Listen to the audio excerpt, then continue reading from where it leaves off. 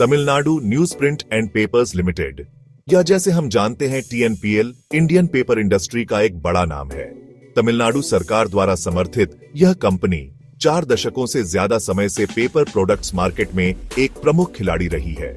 Newspapers से लेकर notebooks तक, प्रिंटिंग पेपर से लेकर पैकेजिंग सॉल्यूशंस तक, टीएनपीएल कई जरूरतों को पूरा करती है। इस विश्लेषण में हम टीएनपीएल के बिजनेस, इसके हालिया प्रदर्शन और आने वाले वर्षों में इसकी विकास क्षमता पर गहराई से विचार करेंगे। टीएनपीएल का सफर 1969 में एक आत्मनिर्भर पेपर निर्माता बनने के विजन के साथ शुरू हुआ। इतने सालों में यह काफी आगे बढ़ा है और इंडस्ट्री में एक अग्रणी खिलाड़ी के रूप में खुद को स्थापित किया है। सिर्फ इसका आकार ही नहीं, स्थिरता के प्रति टीएनपीएल की प्रतिबद्धता, खासकर गन्ने के उप उत्पाद बगास का इसका अनोखा उपयोग इसे प्रतिस्पर्धा से अलग करता है। पर्यावरण के अनुकूल तरीकों पर यह ध्यान टीएनपीएल को एक जिम्मेदार कॉर्पोरेट नागरिक बनाता है और साथ ही इसकी लागत दक्षता में भी योगदान देता है। जहां टीएनपीएल अपने न्यूज प्रिंट उत्पादन के लिए व्यापक रूप से जानी जाती है, वहीं इसके उत्पाद इससे कहीं आगे तक फैले हुए हैं। कंपनी के पास विविध उत्पाद पोर्टफोलियो है, जिसमें राइटिंग पेपर, प्रिंटिंग पेपर और कई तरह के पैकेजिंग सॉल्यूशंस शामिल हैं। यह विविधीकरण रणनीति टीएनपीएल के लचीलेपन की कुंजी है, जिससे यह व्यापक बाजार को पूरा कर पाती है और किसी एक उत्पाद खंड पर अपनी निर्भरता कम कर पाती है।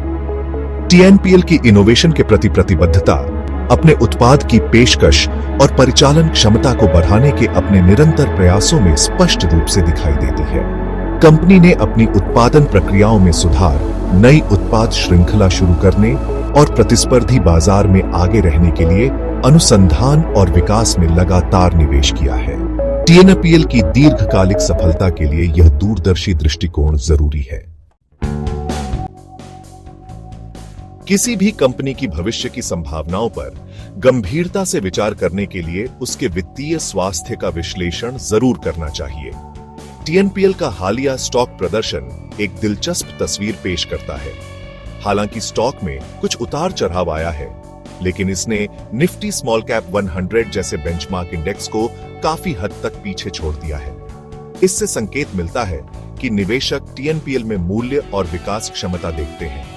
प्रमुख वित्तीय मानकों पर एक नजर इस विश्वास को और मजबूत करती है। टीएनपीएल ने लगातार एक स्वस्थ राजस्व वृद्धि दर बनाए रखी है। परिचालन क्षमता का एक प्रमुख संकेतक इसका लाभ मार्जिन भी प्रभावशाली रहा है। इसके अलावा टीएनपीएल का रिटर्न ऑन एन इक्विटी, जो यह मापता है कि यह शेयर धारक निवेश का कितनी प्रभावी ढंग से उपयोग करती है, लगातार उच्च रहा है, जो मजबूत वित्तीय प्रबंधन का संकेत देता है। 2025 में टीएनपीएल विकास की लहर पर सवार। अब आइए 2025 पर नजर डालते हैं। भारतीय अर्थव्यवस्था ऊपर की ओर जा रही है और ई कॉमर्स और संगठित खुदरा जैसे क्षेत्रों में तेजी से विकास हो रहा है। यह पैकेजिंग सामग्री की मांग में वृद्धि का कारण बनता है, एक ऐसा क्षेत्र जहां टीएनपीएल इसका फायदा उठाने के लिए अच्छी स्थिति में है। अपने पैकेजिंग सॉल्यूशंस पोर्टफोलियो के विस्तार पर कंपनी का रणनीतिक ध्यान इस बाजार के रुझान के साथ पूरी तरह से मेल खाता है। इसके अलावा भारत का बढ़ता हुआ मध्यम वर्ग टीएनपीएल के लिए एक बड़ा अवसर प्रस्तुत करता है। जैसे जैसे डिस्पोजेबल इनकम बढ़ती है, वैसे वैसे उपभोक्ता वस्तुओं की मांग भी बढ़ती है, जो बदले में पैकेजिंग की जरूरत को बढ़ावा देती है। टीएनपीएल का मजबूत वितरण नेटवर्क, इसकी ब्रांड पहचान के साथ इसे इस बढ़ते बाजार में आगे बढ़ने के लिए प्रतिस्पर्धी लाभ देता है। निष्कर्ष, टीएनपीएल में निवेश एक सोचा समझा जोखिम। संक्षेप में, टीएनपीएल एक आकर्षक निवेश अवसर प्रस्तुत करता है। पैकेजिंग जैसे उच्च विकास वाले क्षेत्रों पर इसके रणनीतिक ध्यान के साथ साथ इसके मजबूत मूल तत्व इसके भविष्य के लिए अच्छे संकेत देते हैं। हालांकि किसी भी बाजार निवेश से जुड़े निहित जोखिमों को स्वीकार करना जरूरी है। कच्चे माल की कीमतों में उतार चढ़ाव, सरकारी नीतियों में बदलाव और अप्रत्याशित आर्थिक मंदी ऐसे कारक हैं जो टीएनपीएल के प्रदर्शन को प्रभावित कर सकते हैं। किसी भी निवेश की तरह पूरी तरह से शोध और उचित परिश्रम सर्वोपरि है। अपनी जोखिम लेने की क्षमता का आकलन करने और सूचित निवेश निर्णय लेने के लिए किसी वित्तीय सलाहकार से परामर्श करना उचित है। यह विश्लेषण पूरी तरह से सूचनात्मक उद्देश्यों के लिए है और इसे वित्तीय सलाह के रूप में नहीं समझा जाना